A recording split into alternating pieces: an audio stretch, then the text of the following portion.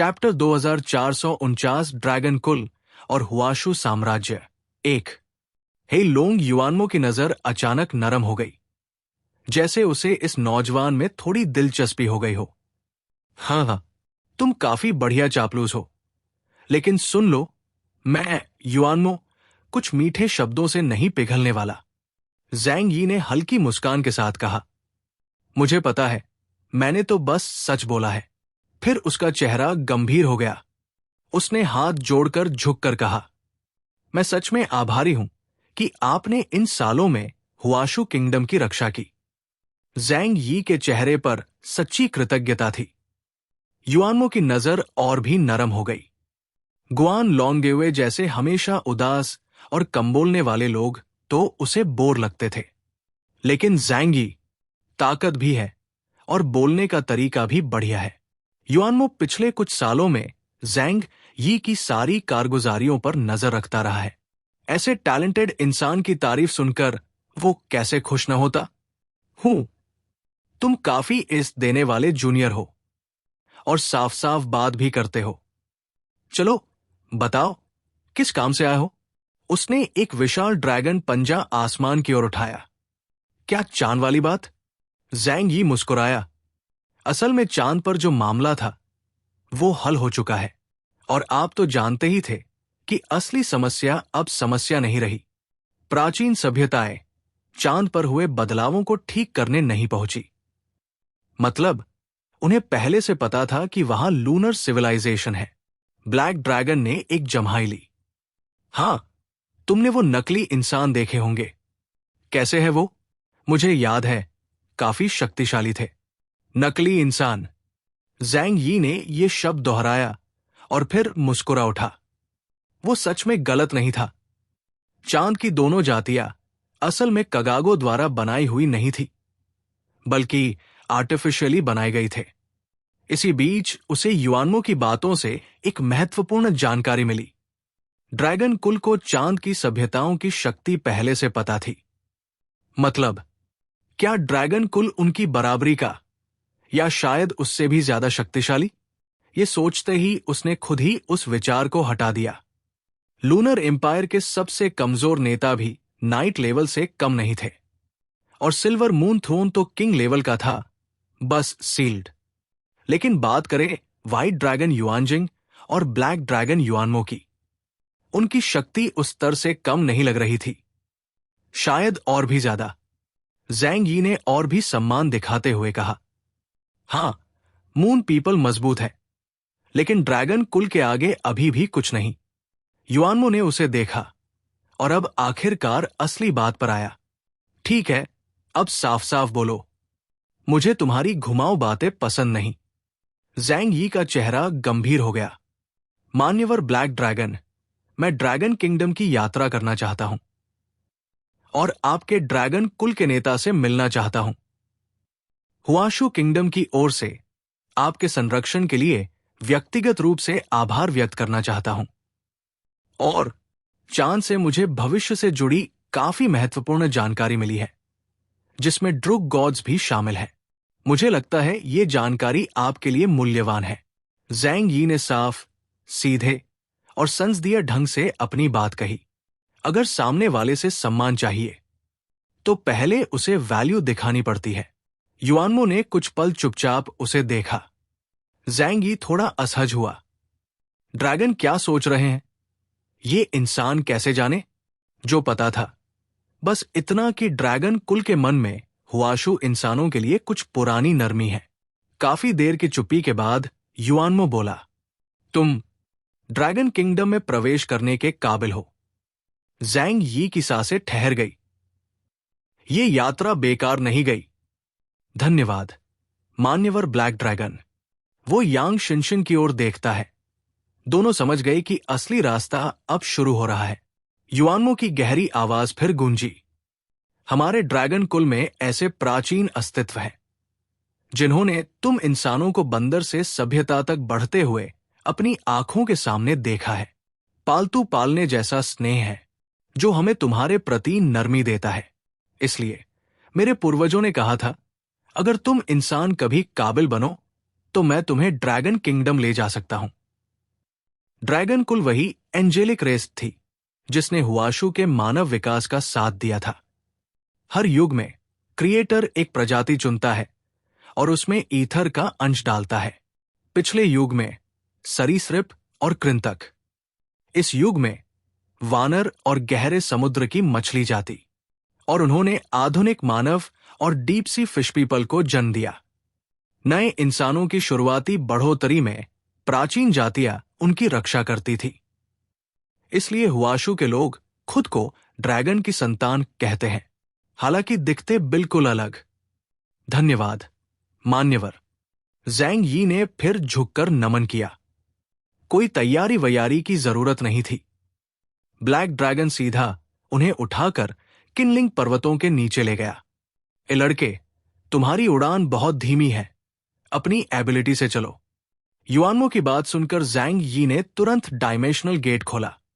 10 minute से भी कम में वे किनलिंग पहुंचे और नीचे की ओर उतरने लगे। ये जगह ज़ैंग यी को बहुत पहचान वाली लगी। माइनिंग चल रही थी, पर अब बहुत से अजीब लोग भी दिख रहे थे। ज़ैंग यी, यांग शिनशिन, गुआन लोंगगयुए और होतु ब्लैक ड्रैगन युआनमो के मार्गदर्शन में एक गुप्त, रोशनी से ढके हुए क्षेत्र की ओर बढ़े। जैसे जैसे वे आगे बढ़ते गए, एक शक्तिशाली स्पेशल डिस्टॉर्शन उनके शरीर पर छा गया। ज़ैंग यी तुरंत समझ गया, ये सामान्य भूमिगत दुनिया नहीं, एक अलग, अत्यधिक सुरक्षित ऑल्टरनेट डायमेंशन है। स्पेस मैजिक का टॉप टियर उपयोग करने वाले के तौर पर उसे ये हवाएं बहुत परिचित लगी। मतलब, पूरा ड्रैगन किंगडम भूमिगत दुनिया के भीतर एक अलग स्पेशल नोड पर बना हुआ है। उलूक साम्राज्य या नाश राष्ट्र की तरह केवल गुफाएं काटकर नहीं, बल्कि चैप्टर 2450 ड्रैगन क्लैन और हुएक्सू किंगडम 2, क्या ये ड्रैगन का इलाका है? यांग शिनशिन ने धीरे से पूछा। उसकी आवाज में दबा छुपा एक्साइटमेंट और क्यूरियोसिटी साफ झलक रहा था। हाँ, गुआन लोंगयुए ने जवाब दिया। उसकी आंखों में अब भी वो आदर भरा हुआ था। ये जो दूसरी डायमेंशन वाली स्पेस है ना, इसमें सिर्फ ड्रैगन सभ्यता ही नहीं, बल्कि एक ऐसी प्राचीन शक्ति भी छुपी है जिसे शब्दों में बयान नहीं किया जा सकता। ड्रैगन क्लान की इजाजत के बिना यहां कोई दाखिल नहीं हो सकता। हे लोंग युआन कुछ नहीं बोला, बस हल्का सा सिर हिलाया, मानो सब कुछ उसके कंट्रोल में हो। उसका शरीर उस अदृश्य स्पेशल बैरियर से होकर गुजरा और उसके साथ झांग यी व बाकी लोग भी उस पार पहुंच गए। जैसे ही उन्होंने उस बैरियर को पार किया, सामने का नजारा बिल्कुल बदल गया। गहरी अंधेरा अचानक चमकदार रोशनी में बदल गया, जैसे किसी और ही दुनिया में कदम रख दिया हो। झांग यी कुछ पल के लिए स्तब्ध रह गया। ये दुनिया मानो प्राचीन और फ्यूचरिस्टिक दुनिया का परफेक्ट मिश्रण थी। ऊंचे पहाड़, घने जंगल, गहरी खाइयां, साफ झीलें, और इसी धरती पर हाईटेक इमारतें और जैसे ढांचे खड़े थे जो नेचर में बिल्कुल घुल मिल गए थे। मानो पौराणिक कथाएं और भविष्य की टेक्नोलॉजी एक ही जगह मिलकर एग्जिस्ट कर रही हों। ये है ड्रैगन वर्ल्ड। युआन जिंग की आवाज गहरी और गंभीर थी। समय और स्थान से परे एक दुनिया। ड्रैगन क्लान के मार्गदर्शन के बिना कोई बाहरी यहां कदम नहीं रख सकता। झांग यी ने इस दुनिया को ध्यान से देखा और उसके दिल में एक अजीब सी श्रद्धा भर गई। ये जगह उसकी समझ से कहीं आगे थी, मानो ये दुनिया ब्रह्मांड के नियमों को चुनौती देती हुई सीमा रेखा पर खड़ी हो। ये तो कमाल है। ऐसी फीलिंग मुझे आखिरी बार यिहेन क्लान के हेवनली पैलेस में आई थी। यांग शिनशिन धीरे से बोली। उसकी आंखें चमक उठीं। उसे कभी उम्मीद नहीं थी कि ड्रैगन का इलाका इतनी जबरदस्त और इतने रहस्य से भरा होगा। ये जगह सच में असाधारण है। झांग यी ने लंबी सांस लेते हुए कहा। उसकी नजर दूर खड़े ऊंचे ऊंचे ढांचों पर टिक गई, मानो हर ईंट में कोई अनकही नॉलेज छुपी हो।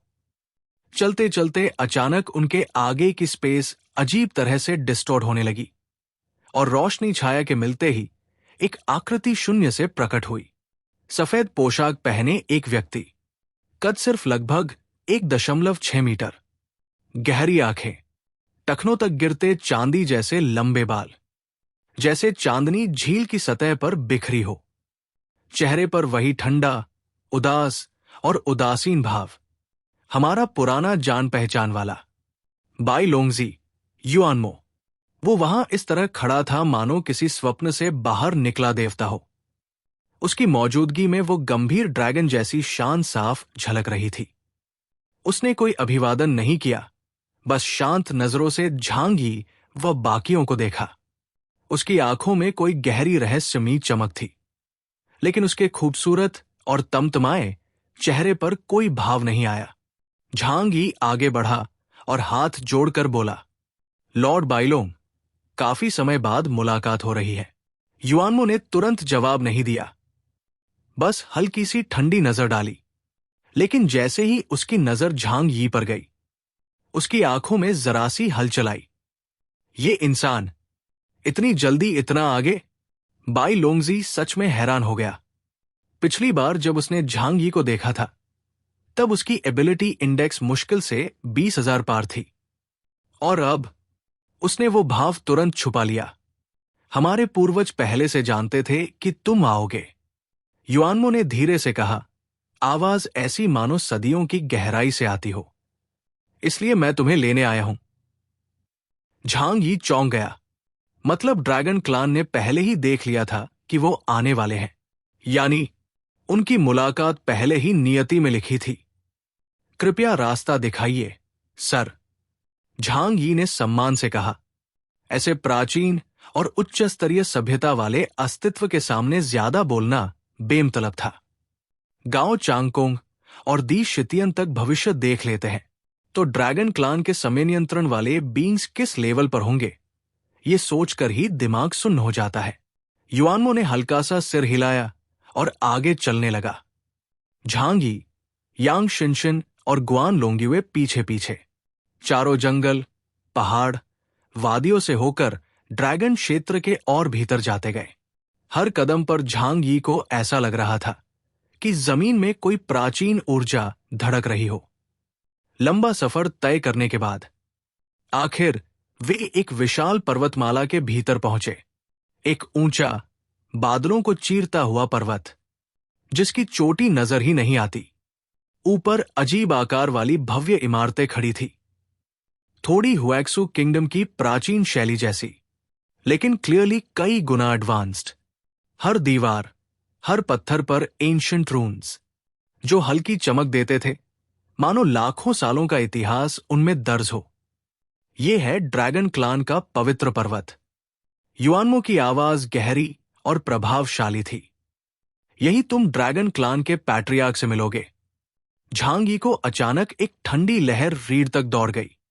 वो समझ गया, असली परीक्षा अब शुरू हो रही है। अब सिर्फ मुलाकात नहीं, उनकी किस्मत का असली मोड़ यही तय होगा। सभी ने अपनी एबिलिटीज का उपयोग बंद कर दिया और सामान्य कदमों से आगे बढ़े। पर्वत इतना विशाल था कि धरती पर किसी भी पर्वत से बड़ा। ऊपर घना सफेद धुंध, मानो आसमान और धरती की सीमा मिट गई हो। आसपास सन्नाटा, बस हल्की हवा की आवाज। आगे बढ़ते हुए झांग यी को हवा बेहद ताजा महसूस हुई, मानो हर सांस में नेचर की शक्ति भरी हो। थोड़ी देर बाद वे एक विशाल गुफा के सामने पहुंचे। प्रवेश द्वार ऐसा मानो खुद प्रकृति ने तराशा हो। चारों ओर प्राचीन रून्स जो फेंट लाइट में चमक रहे थे। युआनमो रुका और बोला, हमारे ड्रैगन क्लान का मंदिर आगे है। अब तुम हमारे एंसेस्टर से मिलने वाले हो। गुफा के भीतर से एक गर्माहट भरी एनर्जी आ रही थी, ड्रैगन क्लान की खास जीवन शक्ति। अंदर कदम रखते ही नजारा बदल गया। गुफा के भीतर एक विशाल नेचुरल हॉट स्प्रिंग था। पानी बिल्कुल साफ, हल्की चमक छोड़ता हुआ, चारों ओर घना सफेद भाप। हवा बहुत ह्यूमिड थी। अच्छा हुआ झांग यी और बाकी लोग कॉम्बैट यूनिफॉर्म्स पहने थे, नहीं तो माहौल असहज हो जाता। और आखिर ड्रैगन रेप्टाइल टाइप बीइंग्स है, तो उनका गर्म और नम माहौल पसंद होना बिल्कुल नॉर्मल था। चैप्टर 2451 ड्रैगन क्लैन और हुएक्सू किंगडम 3। ड्रैगन क्लैन के एंसेस्टर का अंडरग्राउंड पैलेस एक विशाल हॉट स्प्रिंग निकला। घुबर से भरी गर्म भाप के बीच युअन जिंग और युअन मो चाप किनारे हट गए, सर आकर खड़े रहे, जैसे ये मंच अब झंगी और बाकी लोगों के लिए छोड़ दिया गया हो। झंगी और यांग जिंगसन ने एक दूसरे को देखा, फिर दोनों की रे ग्वान लोंग्यू पार टिक गई। आखिर ये उनका पहला मौका था। पार ग्वान लोंग्यू यहां की आदत से वाकिफ थी। ग्वान लोंग्यू ने आगे बढ़कर कहा, चलो, ड्रैगन एंसेस्टर बहुत हाई आलू बुजुर्ग है। झंगी और यांग जिंगसन उसके साथ आगे बढ़े। गर्म पानी की हल्की सी स्प्लैश स्प्लैश की आवाज आ रही थी, जैसे कोई विशाल हॉट स्प्रिंग में आराम से स्नान कर रहा हो। जैब वे उस जैसे हॉट स्प्रिंग के पास पहुंचे तो उन्हें सेव्ड भाप के पार वो प्राचीन अस्तित्व दिखाई दिया। पानी के अंदर एक विशाल नीला ड्रैगन आराम से डूबा हुआ था, जैसे गहरी नींद और शांति में हो। उसका शरीर इतना विशाल था कि पानी के नीचे छुपा होने के बावजूद उसकी मौजूदगी का दबाव साफ महसूस हो रहा था। उसके नीले रत्न जैसे चमकते स्केल्स हल्की गर्माहट और जीवन शक्ति से चमक रहे थे। सिर्फ उसके कुछ हिस्से जैसे पंजे और स्केल्स दिख रहे थे, लेकिन फिर भी उसकी ऑरा ने झंगी का सांस तक रोक दिया। ये ड्रैगन क्लैन के एंसेस्टर हैं? यांग जिंगसन शौक से बोल पड़ी। झंगी ने हल्का सा सर हिलाया। उसने आज तक इतना विशाल और शक्तिशाली प्राणी नहीं देखा था। आज ये जरूरियत से ज्यादा साफ था। इस ड्रैगन की शक्ति उसके 50,000 एबिलिटी इंडेक्स से कई गुना ऊपर थी। ग्वान लोंग्यू ने सबसे पहले अपनी बात राखी। ह्यूमंस हुएक्सू किंगडम से ग्वान लोंग्यू, झंगी और यांग जिंगसन सीनियर ड्रैगन एंसेस्टर को नमन करते हैं। झंगी और यांग जिंगसन ने भी सम्मान से प्रणाम किया। प्रणाम, सीनियर ड्रैगन एंसेस्टर। उनके बोलते हाय हॉट स्प्रिंग के बीच सोया हुआ एज़्योर ड्रैगन हल्का सा हिला। उसकी आंखें धीरे से हरी, सितारे जैसी चमक वाली, जैसे सब कुछ देख लेने वाली। फिर उसकी गूंजती धीमी प्राचीन सी आवाज गूंजी, आ गए तुम। ये आवाज जमीन आसमान के अंदर तक गूंज गई। झंगी को लगा कि ये सिर्फ कानों तक नहीं, बल्कि उसकी रोड तक पहुंच रही है। एंसेस्टर, झंगी ने सम्मान से कहा, हम यहां एक हाई कारण से आए हैं। ड्रैगन क्लैन ने हमारे हुएक्सू किंगडम के इंसानों पर जो उपकार किए हैं, उसके लिए धन्यवाद दीन। ये उपकार हमेशा याद रखा जाएगा। अगर हमसे कोई मदद हो सेख, तो हमें जरूर बताएं। फिर एक और विनम्र बात, इसके अलावा कुछ बातें हम नहीं समझ पा रहे हैं और हम ड्रैगन क्लैन से मार्गदर्शन चाहते हैं। किंगलोंग ने हल्की सी गति की, जैसे उससे कोई आश्चर्य नहीं था। उसने अपना विशाल शरीर थोड़ा उठाया और केव का माहौल पाल भर में बदला सा लगा। उसका विशाल सिर नीचे झुका और उसकी नजर झंगी पार टिक गई, जैसे समय और ज्ञान को ईरती हुई। मैं जानता हूं तुम कौन हो। मैं ये भी जानता हूं कि तुम क्यों आए हो। किस्मत के बहाव में सब कुछ पहले से लिखा होता है, यूज बदलना मुश्किल होता है। झंगी का दिल जोर से धड़का। ये ड्रैगन सच में भविष्य देख सकता है। अगर वो सब जानता है तो हम क्या आएंगे? उसने सोचा, अगर कोई सब कुछ देख सकता है तो क्या वो इहेन और द्रिक से भी ज्यादा शक्तिशाली होगा? पार फिर वो खुद हाय जवाब समझ गया। भविष्य देख पाना और उससे बादल पाना दोनों अलग बातें हैं। उसी वक्त वो विशाल ड्रैगन बोला, मुझे एंसेस्टर मैट बुलाओ। तुम ड्रैगन क्लैन के सदस्य नहीं हो। मैं हूं फक्सी। ये दो शब्द तीनों के दिल पर गरज की तरह गिरे। झंगी का दिमाग एक पल को सनसा गया। क्या? फक्सी? हुएक्सू किंगडम का सांस्कृतिक पिता, 3 सॉवरेन्स में से पहला, जो ह्यूमंस की सृष्टि का देवता माना जाता है। क्या ये सब सच हो सकता है? झंगी ने सोचा, पुरानी मिथोलॉजीज का असल हमेशा होता है। कई मिथ्स सच घटनाओं पर आधारित निकले हैं। फक्सी और नुवा को अक्सर ह्यूमन हेड, सर्पेंट बॉडी रूप में दिखाया गया है, और ड्रैगन्स भी तो वैसे हाई होते हैं। लंबे समय तक कुछ नहीं बोल पाए। टैब यांग जिंगसन ने पूछा, फक्सीटू हुएक्सू किंगडम के सबसे प्राचीन पूर्वज है। अगर आप वही है तो आपने कम से कम हजारों साल नहीं बल्कि लाखों साल जिए होंगे। ड्रैगन एंसेस्टर ने थोड़ा सोचा और बोला, तुम्हारे 6 जनरेशन कैलेंडर के हिसाब से मेन डू 100 मिलियन साल से जिंदा हूं। झंगी, यांग जिंगसन, ग्वान लोंग्यू, उनके दिमाग एक पल को बिल्कुल खाली हो गए। झंग यी की रब ब्लैक ड्रैगन और व्हाइट ड्रैगन की तरफ गई। क्या ये सभी इतने पुराने होंगे? हे लोंग्युन ने शांत स्वर में कहा, मेयर जैसा एक आम ड्रैगन लगभग 3000 साल जीता है। पार फिर उसकी आंखें ड्रैगन एंसेस्टर पार टिक गई। लेकिन हमारे एंसेस्टर अमर है। इमोर्टैलिटी शब्द कितना सुंदर और लाजवाब लगता था। पार झंग यी ने सोचा, एटर्नल्स भी शरीर छोड़कर सिर्फ स्पिरिट के रूप में जीते थे, और अक्सर कभी कभी अमर होने का मतलब होता है कभी समाप्त ना होने वाली तन्हाई। प्यारे दर्शकों, प्लीज वीडियो को 800 लाइक और कमेंट जरूर करें। देखते हैं इस बार हमें कितने लाइक्स मिलते हैं। प्लीज सब्सक्राइब करें। Thank you so much.